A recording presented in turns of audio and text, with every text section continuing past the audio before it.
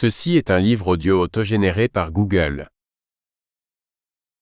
Les éditions Max Milo présentent Ukraine entre guerre et paix de Jacques Beau.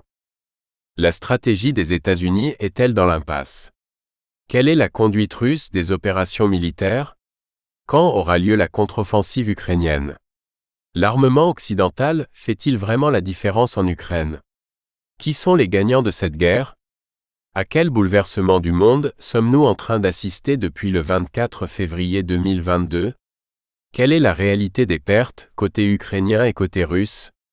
L'industrie occidentale parvient-elle à rivaliser avec celle de la Russie en Ukraine? Pourquoi ne cherche-t-on pas une solution négociée? En quoi notre perception du conflit est-elle en train de desservir l'Ukraine? Pour répondre à ces questions et à bien d'autres, Jacques Beau s'appuie sur les informations des services de renseignement occidentaux et les documents américains qui ont fuité en avril 2023. Après les best-sellers Poutine, le maître du jeu, et Opération Z, dont le travail d'analyse a été salué dans le monde entier, l'auteur revient sur la guerre en Ukraine en analysant les faits et rien que les faits. Que l'on soit pour ou contre la position de l'Ukraine, on est condamné à revenir au terrain des opérations et à analyser ce qui s'y déroule. C'est à ce prix qu'un chemin vers la paix est possible, et non en nous fondant sur des illusions. Jacques Beau a été membre du renseignement stratégique suisse, spécialiste des pays de l'Est et ancien chef de la doctrine des opérations de la paix des Nations Unies. Au sein de l'OTAN, il a participé à des programmes en Ukraine, notamment après la révolution de Maïdan en 2014 et 2017. En plus de ses ouvrages majeurs sur le conflit en Ukraine, il est l'auteur de plusieurs livres sur le renseignement, la guerre et le terrorisme, dont Gouverné par les fake news, Vaincre le terrorisme djihadiste et l'affaire Navalny, tous parus aux éditions Max Milo. La version imprimée de cet ouvrage est enrichie d'une 60aine de visuels et tableaux. Chapitre 1. Comprendre le conflit. De la manière dont on comprend une crise découle la manière de la résoudre. Cette affirmation que je répète souvent semble simple. Pourtant, nous sommes incapables de le faire. C'était déjà le cas avec la guerre contre la terreur de George W. Bush, que tous les pays occidentaux se sont empressés de suivre en Afghanistan, en Irak et ailleurs, où nous avons d'ailleurs soutenu l'agresseur, alors que l'on savait qu'il mentait. Toutes ces guerres ont été perdues, nos militaires, les victimes civiles de la guerre, y compris celles des attentats terroristes, ne sont morts que pour une seule raison. Nous n'avons pas voulu comprendre ces conflits, leur nature et leurs acteurs avant de nous y engager. On ne gagne pas une guerre en se persuadant qu'on a gagné. Tirer les leçons d'un conflit ne doit pas seulement permettre de revisiter nos doctrines d'engagement et l'orientation de nos politiques d'armement, mais aussi, et c'est l'essentiel, d'éviter que de nouveaux conflits apparaissent. Penser qu'un conflit est le produit d'une seule cause, Poutine est fou et puéril. Les conflits résultent toujours d'un faisceau de causes, dont l'importance relative varie dans le temps. L'identification de ces causes et de leurs interactions est la tâche des services de renseignement et de ceux qui sont censés éclairer nos décideurs. Or, en France plus qu'ailleurs, la réflexion sur le conflit qu'elle vienne des pro-russes ou des pro-ukrainiens n'est pas basée sur des faits mais sur des convictions. Le problème n'est d'ailleurs pas limité aux conflits militaires, mais à toutes les crises. On se souvient de la déclaration d'Olivier Véran, ministre de la Santé, le 18 février 2020, dont les intonations rappelaient étrangement le général Gamelin en 1939. Je n'ai pas besoin de vérifier que la France soit prête. La France est prête. Et elle est prête, parce que nous avons un système de santé extrêmement solide. En France, des experts militaires comme les généraux Dominique Trinquant, Michel Yakovlev, et des colonels comme Pierre Serve ou Michel Goya sont dans cette tradition. Ils basent leur jugement sur leurs perceptions, voire leurs préjugés, et non sur des faits. Cela plaît à nos médias, mais cela conduit à la défaite. Ce phénomène est illustré de manière exemplaire par le rapport d'information du Sénat français, publié en février 2023. Il est construit sur des préjugés, des accusations non fondées et des rumeurs, tandis que des éléments essentiels à la compréhension du conflit ont été écartés.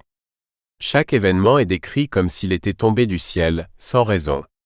Il en résulte une lecture fataliste des problèmes, qui est nécessairement émotionnelle, que l'on ne comprend qu'à travers des punchlines et qui rend impossible des solutions en profondeur. On peut déjà prédire qu'il satisfera ceux qui s'expriment sur les plateaux de télévision, mais perpétuera les erreurs qui ont été faites ces 30 dernières années et qui ont systématiquement conduit à des désastres. Le problème est que ce rapport a l'ambition de guider la réflexion pour le futur des forces armées françaises. Cela étant dit, le rapport annuel sur la sécurité de la Suisse, publié en septembre 2022, souffre exactement des mêmes travers. Dans le monde francophone occidental, notre lecture du conflit ukrainien souffre d'un cruel manque de réflexion honnête, scientifique et académique. En Europe, plus qu'aux États-Unis, les problèmes sont jugés sans être analysés dans le but de condamner et non d'y trouver des solutions. Cela vaut aussi bien pour ceux qui adhèrent au narratif officiel et pour ceux qui le rejettent. Chacun semble y voir le reflet de ses propres préoccupations, sans réellement se demander si cela correspond à la réalité du terrain. On adapte les faits à nos conclusions, au lieu d'adapter les conclusions aux faits. C'est d'ailleurs de cette manière que semblent être traités les problèmes politiques dans tous les domaines.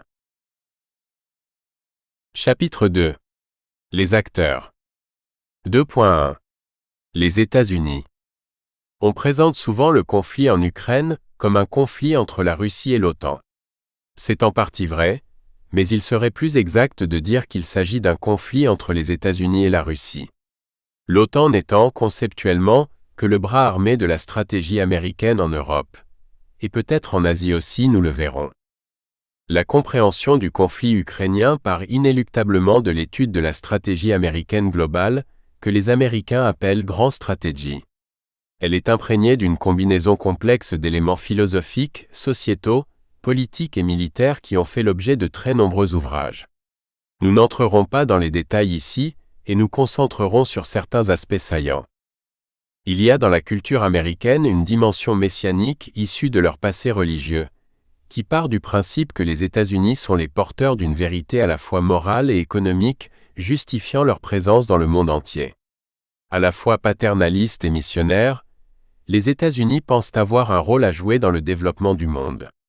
Apparu à la fin de la Seconde Guerre mondiale avec l'accession de ces derniers à la puissance nucléaire, ce sentiment s'est littéralement emballé après la chute du communisme en 1989 et s'est encore renforcé après la guerre du Golfe de 1991. Dans son ouvrage Le Grand Échiquier, Zbigniew Brzezinski nous donne un aperçu de la perception américaine du monde. Mais toute pertinente et intéressante qu'elle soit, cette lecture doit être nuancée. En 1997, lorsqu'il écrit son ouvrage, Brzezinski n'est plus aux affaires. Sa vision est essentiellement celle des années 1980.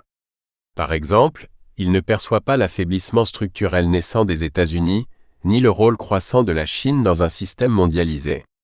Par la force des choses, il ne tient pas compte des puissances économiques émergentes, Brésil, Russie, Inde, Chine, Afrique du Sud ou BRICS, et leur potentiel pour défier le leadership occidental. Cela étant dit, il observe avec justesse que les relations entre l'Ukraine et la Russie sont de nature particulière. Il montre comment la politique américaine peut utiliser l'Ukraine comme levier pour toucher la Russie, et que l'objectif est moins de développer l'Ukraine que d'empêcher la réémergence de la Russie comme superpuissance. Le réel élément qui permet de comprendre la grande stratégie des États-Unis dans l'après-guerre froide est la doctrine Wolfowitz. Le point 1. La doctrine Wolfowitz. Les Européens comprennent mal la politique intérieure et extérieure américaine. Beaucoup sont restés sur une lecture des années 1940 qui liait les Américains et les Européens dans une communauté civilisationnelle et de destin. Dès 1945, épargné par la guerre, le continent américain a pu profiter d'un avantage industriel et technologique qu'il n'avait jamais eu auparavant. Mais avec le début de la guerre froide et la possession de l'arme nucléaire, l'idée d'une communauté de destin a évolué en une forme de paternalisme protecteur dont le plan Marshall et l'OTAN sont l'expression. Les États-Unis se sont progressivement sentis investis de la mission de mener le monde libre dans sa croisade contre les tyrannies. Cette perception a culminé avec la chute du communisme en URSS. Une chute où pourtant les Occidentaux n'avaient rien à voir. C'est le système communiste qui a implosé, et non l'idée un peu farfelue que les Occidentaux aurait poussé l'URSS dans des dépenses militaires exorbitantes. Le 7 mars 1992, Le New York Times publie une ébauche du Defense Planning Guidance 1994 à 1998 du Pentagone qui esquisse la stratégie des États-Unis après la guerre froide. Notre premier objectif est d'empêcher la réémergence d'un nouveau rival, sur le territoire de l'ex-Union soviétique ou ailleurs, qui représente une menace de l'ordre de celle que représentait autrefois l'Union soviétique. Après la dissolution de l'Union soviétique et le succès de la première guerre du Golfe, les États-Unis apparaissent tout-puissants. Cette stratégie préconise de maintenir leur position dominante dans le monde, même au détriment de leurs plus proches alliés. Alors que les États-Unis soutiennent l'objectif de l'intégration européenne, nous devons chercher à empêcher l'émergence d'arrangements de sécurité exclusivement européens qui pourraient affaiblir l'OTAN, en particulier la structure de commandement intégré de l'Alliance. Ce document déclenche un tollé, contraignant le département de la Défense à édulcorer sa version définitive du 16 avril 1992. Il reste connu sous le nom de doctrine Wolfowitz et continue à imprégner la stratégie américaine de nos jours. Elle a la particularité d'annoncer que pour atteindre ces objectifs, les États-Unis ne peuvent se reposer sur les mécanismes onusiens. Tandis que les États-Unis ne peuvent pas devenir le gendarme du monde et assumer la responsabilité de résoudre tous les problèmes de sécurité internationale, nous ne pouvons pas non plus permettre que nos intérêts critiques dépendent uniquement des mécanismes internationaux qui peuvent être bloqués par des pays dont les intérêts peuvent être très différents des nôtres. Wolfowitz fait évidemment allusion au Conseil de sécurité des Nations Unies, qui permet aux autres membres permanents, P5, de s'opposer aux États-Unis grâce au droit de veto. Il en conclut que les États-Unis doivent pouvoir agir en dehors de ce mécanisme. C'est ce qui se passera en 2001 pour la guerre en Afghanistan et en 2003 pour l'Irak. Ainsi, avec la doctrine Wolfowitz, les États-Unis se distancient de l'ordre international basé sur le droit, OIBD, issu de la Seconde Guerre mondiale, pour définir un ordre international basé sur des règles, OIBR, plus flexibles. C'est sur la base de cette doctrine que les États-Unis fonderont leur guerre contre le terrorisme, les enlèvements à l'étranger, la pratique de la torture, leurs interventions dans les affaires intérieures de leurs adversaires, par exemple en soutenant matériellement et financièrement les mouvements d'opposition et à encourager les mouvements sécessionnistes dans certains pays. 2.1.2. Le piège de Thucydide. Tant que les États-Unis avaient les capacités matérielles, économiques et militaires pour assurer leur rôle de leader du monde occidental, la doctrine Wolfowitz était en cohérence avec une sorte d'ordre naturel des choses. Mais cela n'a pas duré. La chute du mur de Berlin était annonciatrice d'une ère nouvelle. Alors que la guerre froide avait été animée par la notion de division, l'idée de mondialisation devait émerger, c'est celle d'intégration, comme l'expliquait Thomas Friedman. Le symbole du système de la guerre froide était un mur qui nous divisait tous. Le symbole du système de la mondialisation est le World Wide Web, qui nous unit tous. En synergie avec l'évolution technologique, la mondialisation est le système du mouvement et de l'ubiquité, alors que la guerre froide était essentiellement un système statique, symbolisé par la notion de bloc. La fin de la guerre froide constitue l'événement marquant de la fin du XX siècle, mais n'est cependant qu'un élément d'une convergence de facteurs à cette époque. L'évolution technologique, la baisse du coût des communications, les mécanismes d'intégration économique, les accords de libre-échange, la délocalisation industrielle et l'imparfaite harmonisation sociale qui en résulte, donnent naissance à la notion de village global, aux interdépendances croissantes. Particulièrement aux États-Unis, la mondialisation n'est alors pas simplement vue comme un phénomène économique, mais aussi avant tout une attitude mentale, une philosophie. Elle a l'ambition de remodeler le monde en un réseau d'acteurs à la fois partenaires et concurrents, dont les relations sont déterminées par leur avantage comparatif. Initialement, la mondialisation proposait une meilleure coopération internationale et une interdépendance garante de stabilité. Chacun apportait sa contribution à l'édifice global en fonction de ses moyens. L'idée était noble, mais elle a dérivé. Les pays occidentaux ont rapidement commencé à exploiter les écarts de caoutchouc des ressources à leur avantage, sans que la promesse de développement ne soit remplie pour les pays du Sud. Seuls des pays comme la Chine et l'Inde, grâce à un haut niveau d'éducation et des capacités manufacturières quasi illimitées, ont progressivement pu acquérir le savoir-faire nécessaire. Le monde a commencé à se diviser en un Occident financiarisé et un reste du monde manufacturier. Dans les années 2000, comme à l'époque de la guerre du Vietnam, empêtrés dans des guerres coûteuses, les États-Unis ont concentré leurs efforts sur le maintien de leur complexe militaro-industriel et progressivement abandonné l'industrie civile au reste du monde. Les États-Unis n'ont pas su évoluer avec leur propre projet de mondialisation et se sont ainsi fait dépasser par ce dernier. Leur société est de plus en plus polarisée. La pauvreté et la misère se développent à grands pas.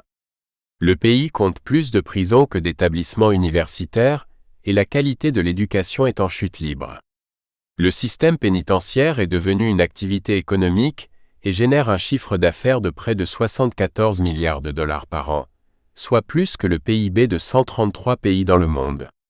Rappelons que, selon le 13e amendement de la Constitution des États-Unis, l'esclavage n'a pas été aboli pour les prisonniers, et que de nombreuses firmes américaines en profitent pour produire à bas coût. La financiarisation de l'économie a amené la disparition progressive des savoir-faire et de compétences, conduisant à un retard en matière d'innovation. La délocalisation de services bon marché, comme les call centers ou la gestion des cartes de crédit, a fait place à la délocalisation de services managériaux ou d'ingénierie à haute valeur ajoutée. La richesse des États-Unis ne vient plus de sa capacité à manufacturer des biens, mais de celle à générer des bénéfices financiers. Ainsi, les distributeurs de glace des McDonald's marque déposée rapportent plus d'argent en panne qu'en fonctionnant. Aujourd'hui, les États-Unis sont le pays qui a le plus de pannes électriques des pays industrialisés. Modèle de développement économique et industriel dans les années 1960, les États-Unis sont aujourd'hui sur le déclin. L'écart croissant entre leur position dominante sur le plan géostratégique et leur performance économique les pousse progressivement dans le piège de Thucydide.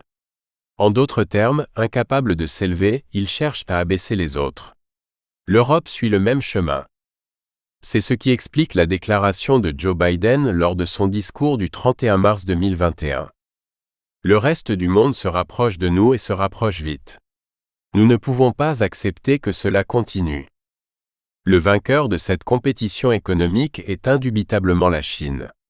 C'est pourquoi elle est devenue le principal adversaire des États-Unis. Mais les Américains nourrissent une autre crainte. Ils se considèrent en compétition avec 3 challengers.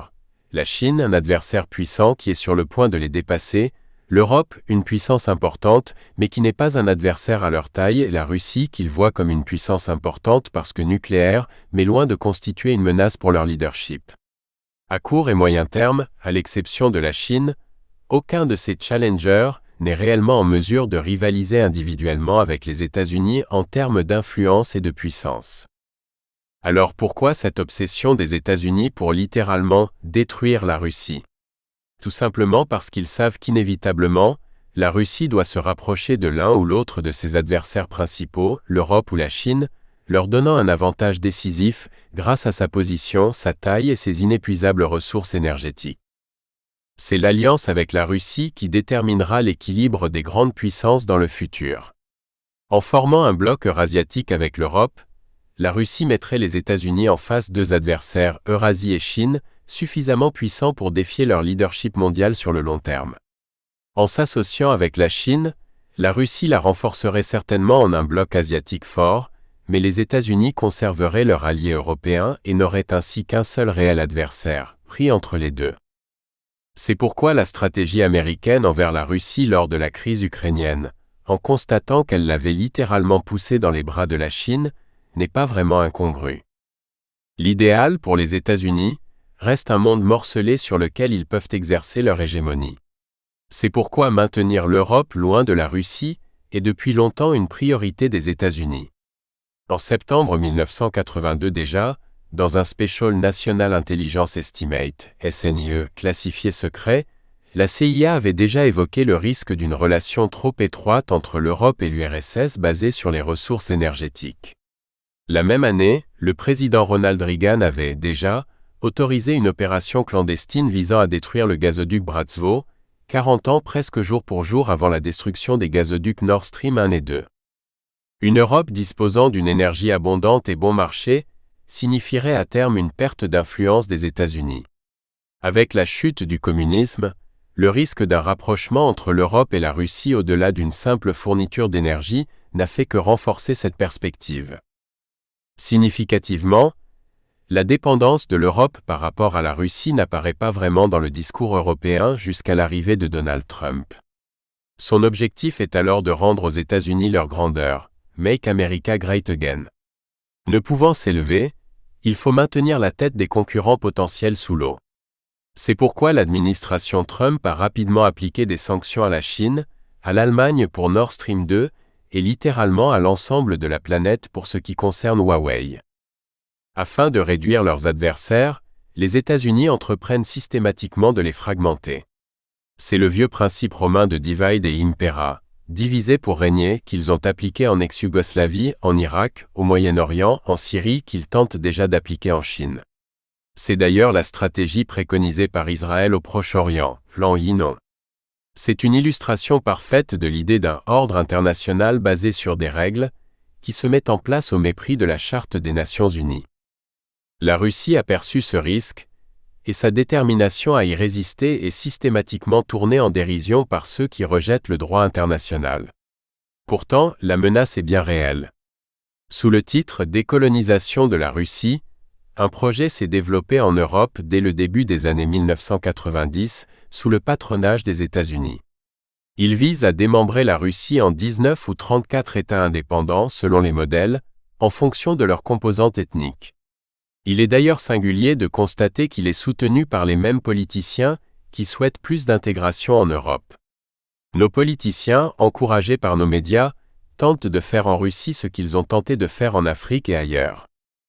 Un premier forum des nations libres de Russie s'est déroulé à Varsovie en mai 2022, suivi d'un deuxième à Prague les 23 et 24 juillet 2022, d'un troisième à Gdansk les 23 au 25 septembre 2022 et un quatrième le 30 janvier 2023 au Parlement européen à Bruxelles.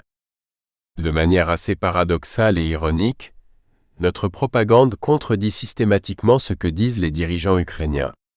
Ainsi, sur le média d'État suisse RTS, la paranoïa de Vladimir Poutine est évoquée régulièrement, comme par Michel Eltechaninov, philosophe, ou Patrick Lemoine, psychiatre. Mais le 3 mars 2023, Oleksiy Danilov, secrétaire du Conseil de défense et de sécurité nationale de l'Ukraine, déclare sur ce même média: l'Occident doit se préparer à la décolonisation de la Russie. La Russie va cesser bientôt d'exister dans ses frontières actuelles. Cela ne dépend pas de nous. Le début de l'écroulement de la Russie a été provoqué par Poutine le 24 février 2022. Les processus qui ont œuvré à l'écroulement de l'URSS sont maintenant en cours dans la Russie d'aujourd'hui. Il confirme ce qu'il avait déjà déclaré un mois auparavant dans The Kyiv Indépendant, que la désintégration de la Russie est l'objectif de l'Ukraine. C'est parfaitement cohérent avec ce qu'Olexeï Arestovitch avait déclaré en mars 2019. La destruction de la Russie est la condition pour que l'Ukraine puisse adhérer à l'OTAN et entrer de plein pied dans la communauté occidentale. Que cela soit une réalité objective ou une vision de l'esprit est certainement discutable, mais c'est la vision et la lecture des dirigeants américains et ukrainiens. Singulièrement, alors que les médias anglo-saxons évoquent assez régulièrement le projet de démantèlement de la Russie, les médias francophones occultent systématiquement les événements et faits qui pourraient contredire leur narratif. La gestion de cette crise montre que ni les Américains ni les Européens n'ont la moindre compassion pour l'Ukraine. D'ailleurs, Kevin McCarthy, successeur de la très médiatisée Nancy Pelosi au poste de porte-parole de la Chambre des représentants, a accepté de réduire l'aide à l'Ukraine en échange des voix nécessaires à son élection. Il refusera d'ailleurs l'invitation de Zelensky en mars 2023. Ce qui montre à quoi tiennent nos valeurs. Le point 1.3. La stratégie de la Rand Corporation 2019. L'observation des événements en Ukraine et sur le pourtour de la Russie depuis 2020 met en évidence un schéma très cohérent. Contrairement à ce qu'affirme le journaliste Jean-Philippe Chalère, il ne faut pas être un agent de Poutine pour lire la stratégie esquissée en 2019 par la Rand Corporation pour les États-Unis et leurs alliés, avec l'objectif de mettre sous tension et déséquilibrer la Russie. Il s'agit d'un ensemble de 2 documents établis par le principal think tank du Pentagone, Extending Russia, Counting from Advantages Ground 31, et Overextending and Unbalancing Russia 32. Il totalise environ 350 pages et esquisse une stratégie complexe visant à créer des situations provoquant des tensions sociales et économiques, qui placent la Russie en permanence sur la défensive, sur plusieurs fronts à la fois, pour la déstabiliser et l'affaiblir politiquement en interne et à l'extérieur. Son principe s'inspire du mythe, très répandu en France, que l'URSS s'est effondrée à la suite d'une surtension de ses capacités, provoquée par le projet de guerre des étoiles de Ronald Reagan. Le problème est que c'est faux. Comme le constatait déjà un rapport de la CIA de l'époque, l'URSS ne s'est jamais engagée dans cette course. L'URSS ne s'est pas effondrée à cause de l'action occidentale, c'est le système communiste qui a implosé, car il n'était pas viable. Les mythes qui composent notre connaissance de la Russie sont à l'origine des décisions malheureuses et stupides que nous prenons aujourd'hui. Ce qui est frappant dans ce document qui compte une trentaine de recommandations majeures est qu'à aucun moment il ne mentionne la promotion des droits humains ou l'état de droit. Il est clair ici qu'il ne s'agit pas de promouvoir la démocratie, améliorer la situation en Russie ou aider l'Ukraine, mais à faire avancer les intérêts américains. Toutefois, on oublie souvent que la Rand Corporation mettait en garde les décideurs politiques contre la mise en œuvre de cette stratégie, car elle pourrait provoquer une intervention de la Russie en Ukraine. Une telle action pourrait également avoir un coût important pour l'Ukraine, ainsi que pour le prestige et la crédibilité des États-Unis. Il pourrait en résulter des pertes humaines et territoriales disproportionnées pour l'Ukraine, ainsi que des flux de réfugiés. Elle pourrait même conduire l'Ukraine à une paix désavantageuse. On savait donc pertinemment, dès 2019, que notre politique de déstabilisation de la Russie en s'appuyant sur l'Ukraine pouvait générer une catastrophe. 2.2. L'Ukraine. Le point 2.1. Les objectifs de l'Ukraine. Nous connaissons les objectifs de l'Ukraine par l'interview donnée par Oleksiy Arestovitch, proche conseiller de Zelensky, le 18 mars 2019. Il s'agit d'entrer dans l'OTAN pour ensuite entrer dans l'Union européenne. Le problème est que les tensions avec la Russie, l'OTAN ne peut accepter l'Ukraine en son sein sans courir le risque d'activer l'article 5 de la Charte atlantique. C'est un peu comme vouloir contracter une police d'assurance pour un risque dont la probabilité d'occurrence est de 100%. Les accords de Minsk auraient pu contribuer de manière décisive à calmer ces tensions et permettre plus facilement l'accession de l'Ukraine dans l'OTAN. Mais les aveux d'Angela Merkel et de François Hollande montrent que les Occidentaux cherchaient à entretenir ces tensions, l'intérêt de l'Ukraine n'étant qu'un objectif secondaire. L'entrée de l'Ukraine dans l'OTAN n'est donc possible que si la Russie est dans l'incapacité de la menacer. Il lui faut donc faire subir une défaite cuisante qui anéantisse son économie, provoque une révolution et un changement de régime, voire un démantèlement de la Russie en entité plus petite. C'est exactement ce que déclare Arestovitch. Notre prix pour entrer dans l'OTAN est une guerre contre la Russie et sa défaite. Il donne alors même la date probable de cette guerre, 2021 ou 2022. Mais le prix à payer sera plus élevé que prévu, comme nous le verrons. En mars 2022, lors d'un entretien sur CNN, Zelensky lui-même reconnaîtra qu'il a été manipulé et instrumentalisé par les Américains pour entrer dans l'OTAN. Je leur ai demandé personnellement de dire franchement s'ils allaient nous accepter dans l'OTAN dans 1 an ou 2 ou 5, de le dire directement et clairement, ou de dire simplement non. Et la réponse a été très claire, vous ne serez pas membre de l'OTAN, mais publiquement, les portes resteront ouvertes. Cette mécanique qui doit conduire à l'effondrement de la Russie et ultérieurement à l'extension de l'OTAN, n'est pas une création ukrainienne mais américaine. Il s'agit de pousser la Russie dans un conflit, qui doit permettre l'application massive et brutale d'un déluge de sanctions. Il s'agit d'isoler la Russie en une forme de mobbing stratégique, visant à la mettre au banc de la communauté internationale et ainsi provoquer un changement de régime. Publiés en avril 2019, les 2 documents décrivent exactement ce que l'on observera en 2022 à 2023. Comme l'explique Oleksiy Arestovitch, l'adhésion de l'Ukraine à l'OTAN doit nécessairement passer par la destruction de l'État russe ou par le renversement de son gouvernement avec l'aide des Occidentaux. Autrement dit, pour l'Ukraine, la défaite totale de la Russie est un objectif facilitant, enabling objective, alors que pour les États-Unis, il s'agit d'un objectif final, end goal. C'est pour les pousser à se révolter que les sanctions occidentales frappent également les citoyens russes. D'ailleurs, en septembre 2022, Nous espérons que vous avez apprécié cet aperçu. Pour continuer à écouter ce livre audio sur Google Play Livres, utilisez le lien dans la description de la vidéo.